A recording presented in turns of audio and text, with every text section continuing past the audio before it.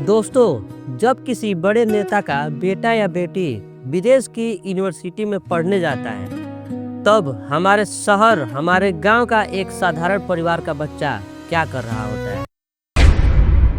वो किसी रैली में झंडा लेकर खड़ा होता है, वो नारे लगा रहा होता है, वो सोशल मीडिया पर लड़ रहा होता है और ये सवाल उठता है, क्या हमारे बच्चों का भविष्य सिर्फ किसी नेता की भीड़ बढ़ाने तक सीमित रहेगा।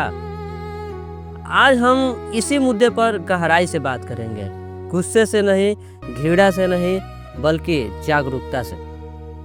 हम सब जानते हैं कि आज भारत बदल रहा है, देश डिजिटल हो रहा है, स्टार्टअप बढ़ रहे हैं, नौकरियों के नए अवसर बन रहे हैं, लेकिन साथ ही एक और सच्चाई है, राजनीति में भीड़ की जरूरत हमेशा से रहती है।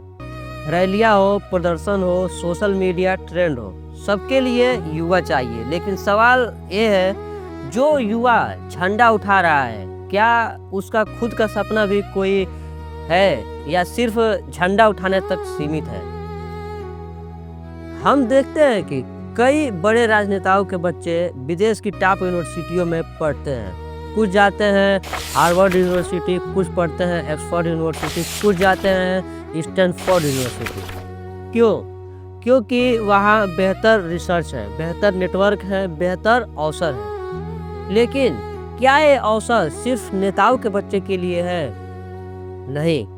आज भारत का कोई भी मेधावी छात्र मेहनत करे तो स्कॉलरशिप लेकर विदेश जा सकता है, लेकिन उसके लिए क्या चाहिए? समय, एकाग्रता, फोकस। और अगर वही बच्चा दिन रात राजनीति की भीड़ में उलझ के रह जाएगा तो वो तैयारी कब करेगा।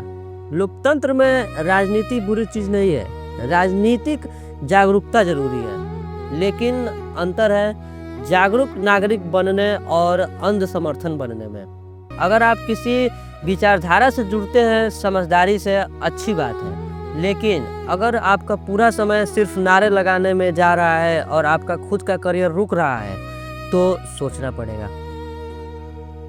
असली ताकत भीड़ में नहीं, ज्ञान में है। आज भारत में IIT, IIMs जैसे संस्थान हैं। अगर एक बच्चा पढ़कर इंजीनियर बनता है, डॉक्टर बनता है, उद्यमी बनता है, तो वो हजारों लोगों को रोजगार दे सकता है। और जो बच्चा सिर्फ भीड़ का हिस्सा बनता है, वो भीड़ में खो भी सकता है। कल्पना कीजिए, एक गांव का लड़का है, उसके पिता किसान हैं, तो पढ़ाई में अच्छा है, लेकिन कॉलेज पहुंचते ही वो राजनीति में लग जाता है। रैलियां, पोस्टर, नारे, उसका समय निकल जाता है। उसी समय उसी शहर में एक और लड़का है जो लाइब्रेरी में बैठा है, ऑनलाइन कोर्स कर रहा है, अंग्रेजी सुधार रहा है। अगर 5 साल बाद का हम लोग समय देखें दोनों लड़कों के बीच का डिफरेंस, तो पहला लड़का अभी भी पोस्टर लगा रहा है, दूसरा लड़का नौकरी के लिए विदेश जा चुका है। तो किसने सही चुना? हम अक्सर कहते हैं नेता अपने बच्चों को बाहर भेजते हैं, लेकिन सवाल है, क्या हम अपने बच्चों को पढ़ाई के लिए प्रेरित करते हैं? क्या हम उन्हें स्किल सिखा रहे हैं?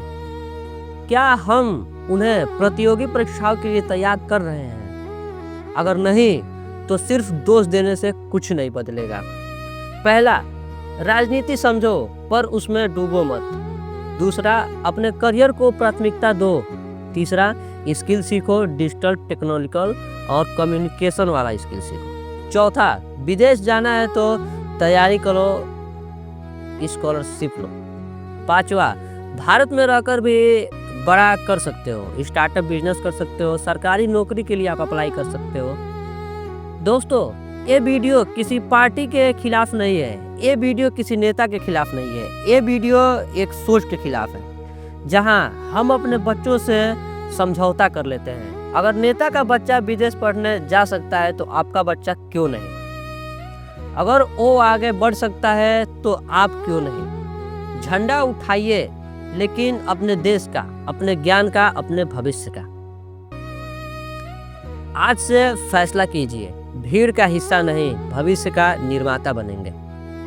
कमेंट में लिखिए, मैं अपने सपनों को प्राथमिकता दूंगा।